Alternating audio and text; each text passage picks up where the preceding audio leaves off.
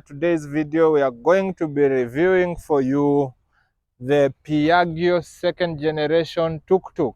In our previous video we looked at the cargo tuktuk, tukaona ya mizigo inakaaje, the carrying capacity, and we had so many requests wakisema watu wanasema wanataka kuona tuktuk inakaaje, investor wanasema wazinunua kitu yenye hawajui inakaaje. So leo nikaamua by the way acha niwaletee tuktuk. Na sasa hii ni type nyingine. As I mentioned previously, you have different types of tuktuks depending na kenye unataka kufanyisha hiyo tuktuk.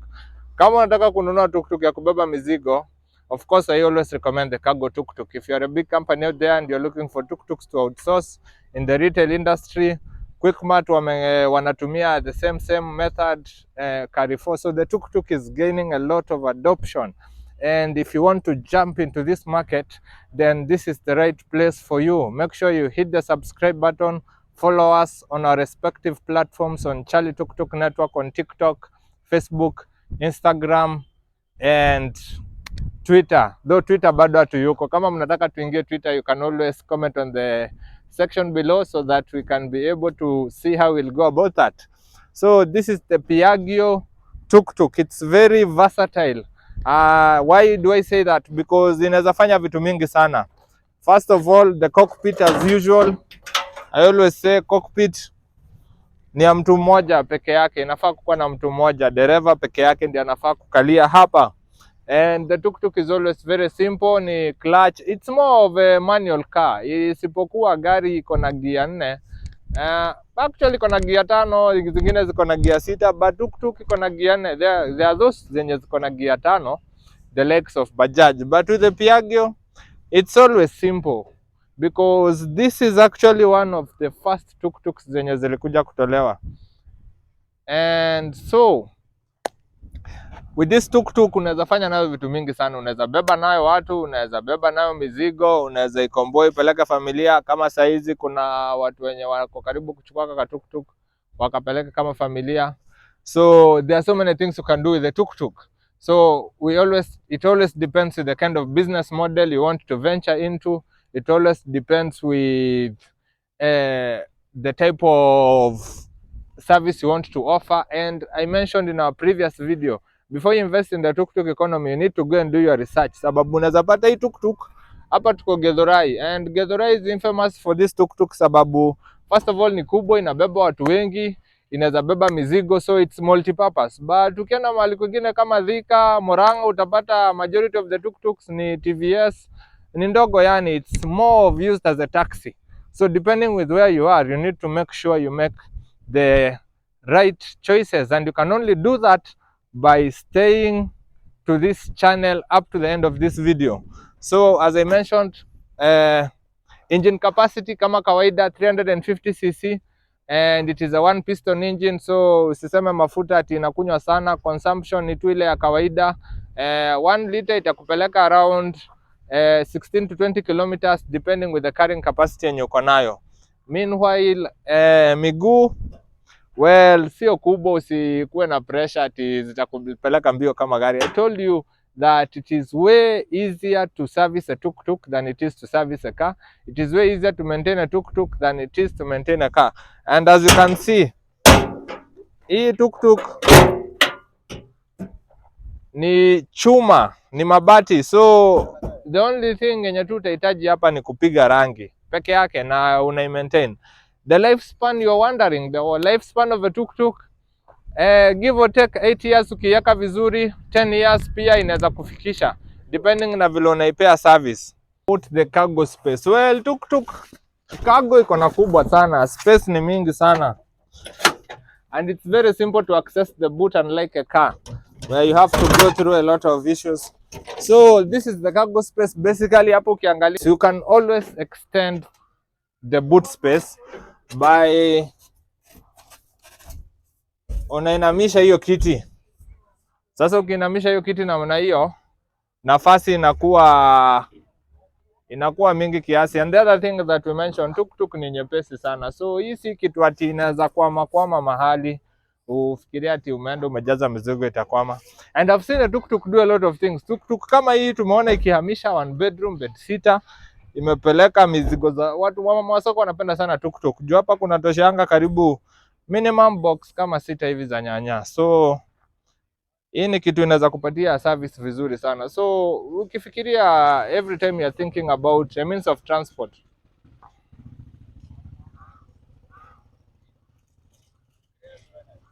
every time you're thinking about a versatile means of transport that is affordable and that is cheap to and easy to access, the tuktuk is usually one of these means of transport. Hii kuliko uanze kuwa na stress juu ubebewe TV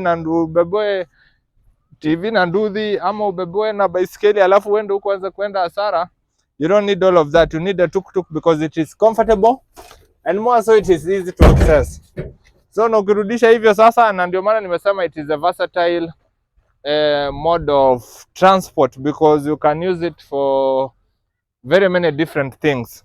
So this is just the boot space. Accessibility ya boot ni rahisi, hainanga maneno mingi. Na sasa hii ndio hema. Yeah, tuktuk mingi depending on where you are. Here in, especially in Nairobi, people prefer kufunika hema sababu it is usually conducive in a regulating temperature ndani ya tuktuk in one or another, sababu usi expect air conditioner kwa tuktuk. Tuktuk bado ni, I told you the opportunity that lies in this industry is that it is way too young, so you can actually diversify in so very many ways in this industry, sababu there is a lot of innovation needed to fix so many issues that are actually wrong with the current tuktuk. That's why watu wengine wanasema hata hiyo yenye tunaongeleanga kelele yenye inafanyanga hiyo tuktuk pia hiyo inawezaisha. We just need to go green, and the moment we go electric hiyo maneno yote imeishia hapo, and also the structure itakuwa different. So pia wale vijana wenye mnasemanga kazi by the way ni ngumu kupata, you can always come into this industry na uanze kushonea watu hema. I've seen people make money. Kuna mimi mtu najua anashonanga hema za tuktuk. This guy is making a lot of money.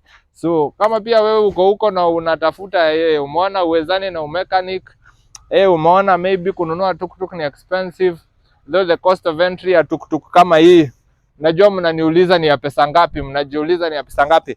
Nitawaambia you can stay tuned until the end of this video. So there is a lot to do with the tuktuk. So I also mentioned if you want to get into the fabrication industry, there is a lot.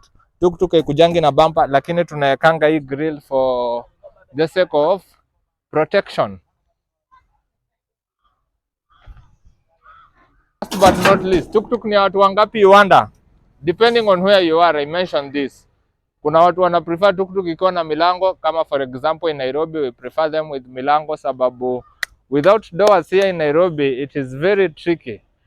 Kuna ukora mingi inaendeleanga, unaweza kaa kwa tuktuk bila mlango usikie kasimu kameenda. So to ensure security and safety for our passengers, we usually prefer kuweka milango.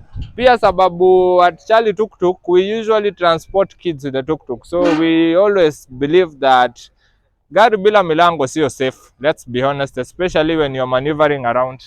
And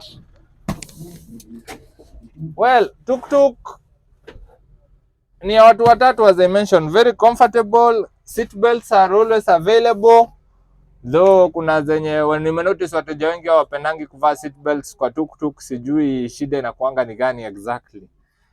And nimekuwa nikiulizwa hii swali ati, na nimekuwa nikiwaambia kuna tuktuk zenye ni automatic na kuna tuktuk zenye ni manual. Na kusema ni manual ni kumaanisha nini? Kusema ni manual ni kumaanisha hiyo tuktuk ni ya kupiga kamba. Hata mwindi mwenye alitengeneza hii tuktuk, ukinunua tuktuk mpya just expect utapata kamba. Kwa nini tunakuanga na kamba kwa tuktuk? Sababu starter za tuktuk huharibika haraka, and saa zingine wanasamanga maji, saa zingine battery, so many reasons. And which is another opportunity for innovation. If you are out there and you believe you can fix the problem of a tuktuk, start iache kukusumbua, then you can come and chip in, and I do believe you are going to make a lot of money from your experience. So meanwhile, hii kamba inakuanga juu ya kitu moja, tuktuk ukitaka ku access, na by the way ndio advantage ya tuktuk kuliko gari. Ati hautaikwama mahali na tuktuk. Why do I say so? First of all, very lightweight. Umekwama, unaweza isukuma vizuri sana. ukiwa peke yako. I think pia unaweza inua tuktuk. Lakini unaweza, kuna watu kama umeshona na umekula vizuri, unaweza inua tuktuk. Last but not least, tuktuk inapenda heshima, so lazima upige magoti ukipiga kamba, and that is the difference between. Unajua gari unaingianga tu unapiga funguo na unaelekea, so tuktuk inataka at least wanaipea the honors. And the honors, unakuja hapo unavuta free wheel usually wewe inavutwa anti-clockwise direction. Kuna wenye wamezoea kupump, saa zingine nafanyanga hivyo. So hiyo ni mara ya kwanza, wacha tuone mara ya pili. Yeah, so in case umebeba watu and you are a newbie in the tuktuk industry, umetoka nayo kwa duka, umeendesha, umefika mahali umekwama, umekataa kupiga starter, ingia nyuma, piga hiyo tuktuk kamba. Ukishaipiga kamba ni hivyo,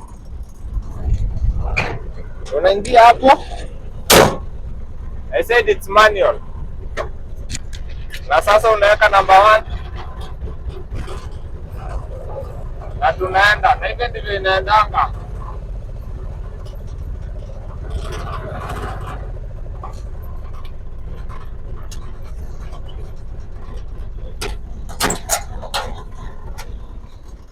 So thank you for watching this video and stay tuned. You can be able to enjoy more fun and entertaining videos in our channel here at Charlie Tuktuk. My name is Simon Mwaneki and I'm glad to be a host. I will see you next. Drive safely wherever you are and invest with the most accurate information that you need to go there and make the best investment, especially kama wewe ni kijana huko na unataka kuanza maisha, unataka kugrow, unafikiria wapi utaweka capital yako.